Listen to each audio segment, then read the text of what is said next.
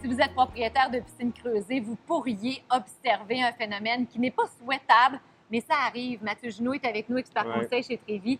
Mathieu, les gens peuvent voir des plis dans leur toile de piscine ou encore ça devient bombé parce que de l'eau s'accumule sous la toile. Ça vient d'où cette eau-là?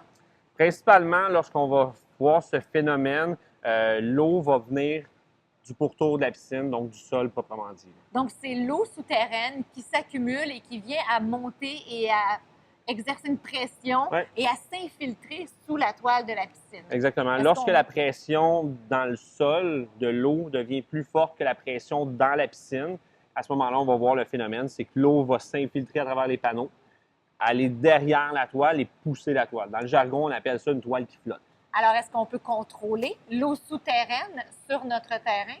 Oui, et on va le faire à l'aide d'un puits d'assèchement, comme on a ici. OK. Le puits d'assèchement, c'est une deuxième ouverture à votre piscine creusée.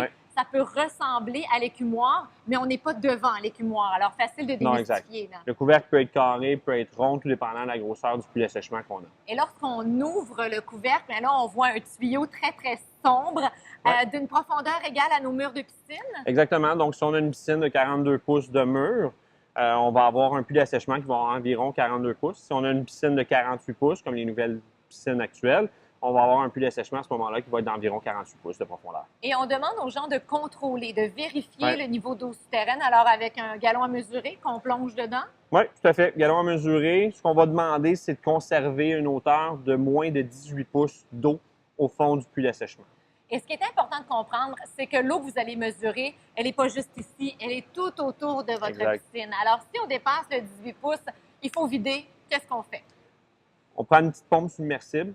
On en a dans les magasins Trévi, qu'on insère à l'intérieur avec un boyau d'arrosage, tout simplement, qu'on va amener à l'extérieur de la piscine, du terrain, pour éviter justement que l'eau ne revienne vers la piscine. Donc, on va l'envoyer principalement vers la rue pour justement l'évacuer, pour être certain qu'elle ne revient pas. Donc, le plus loin possible. Et ça peut prendre plusieurs heures, vider le contour complet d'une piscine. Une erreur qu'on voit fréquemment, c'est que les gens vont insérer la pompe, vont regarder au bout de 2-3 minutes, plus d'eau dans le puits d'assèchement, retire la pompe, retourne écouter la télé. Chose à ne pas faire, l'eau va rentrer graduellement à l'intérieur du puits d'assèchement, donc cela peut prendre environ plusieurs heures, même voire dans certains cas plusieurs jours.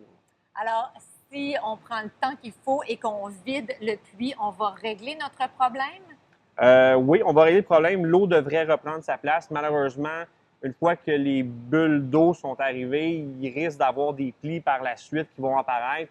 Ça ne s'en va pas nécessairement tout seul. Là, ça peut nécessiter l'intervention d'un technicien. Dans certains cas, lorsqu'on est chanceux, oui, la toile va reprendre sa place, l'eau va reprendre sa place et on est safe, mais ce n'est pas nécessairement toujours le cas. D'où l'importance de bien contrôler, surtout dans les périodes critiques, l'eau souterraine. Et les périodes critiques sont à la fermeture de la piscine, avant le premier gel? À l'ouverture et à la fermeture, mais principalement à la fermeture. La raison est simple, c'est qu'à la fermeture, on va abaisser notre niveau d'eau. Donc, la pression à l'intérieur de la piscine devient moins forte.